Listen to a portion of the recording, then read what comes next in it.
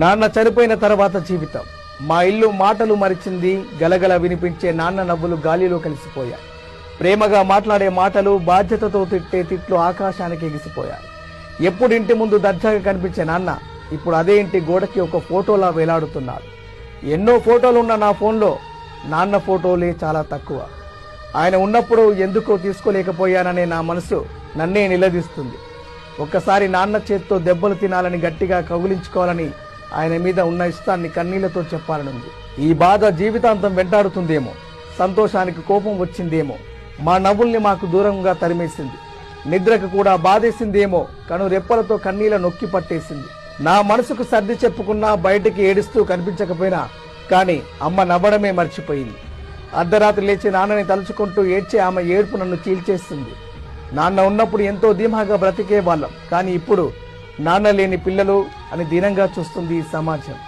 దినకర్మల తర్వాత చుట్టాలంతా వెళ్ళిపోయారు. మా ఇంటి దిక్కు ఎవరు చూడలేదు. ఇంకా అప్పుడే అర్థమైంది, నాన్న లేకపోతే గూడు చెదిరిన దిక్కులేని పక్షులేమే అని. నాన్న చనిపోయిన తర్వాత జీవితం. మా ఇల్లు మాటలు మరిచింది, గలగల వినిపించే నాన్న నవ్వులు గాలిలో కలిసిపోయాయి. ప్రేమగా మాట్లాడే మాటలు, బాధ్యతతో తిట్టే తిట్లు ఆకాశానికి ఎగిసిపోయాయి. ఎప్పుడు ఇంటి ముందు దర్జాగా కనిపించే నాన్న ఇప్పుడు అదే ఇంటి గోడకి ఒక ఫోటోలా వేలాడుతున్నాడు. ఎన్నో ఫోటోలున్న నా ఫోన్లో నాన్న ఫోటోలే చాలా తక్కువ. ఆయన ఉన్నప్పుడు ఎందుకో తీసుకోలేకపోయాననే నా మనసు నన్నే నిలదీస్తుంది. ఒక్కసారి నాన్న చేత్తో దెబ్బలు తినాలని, గట్టిగా కౌగిలించుకోవాలని, ఆయన మీద ఉన్న ఇష్టాన్ని కన్నీళ్లతో చెప్పాలనుంది. ఈ బాధ జీవితాంతం వెంటాడుతుందేమో, సంతోషానికి కోపం వచ్చిందేమో, మా నవ్వుల్ని మాకు దూరంగా తరిమేసింది. నిద్రకు కూడా బాధేసిందేమో, కను రెప్పలతో కన్నీళ్ల నొక్కి పట్టేసింది.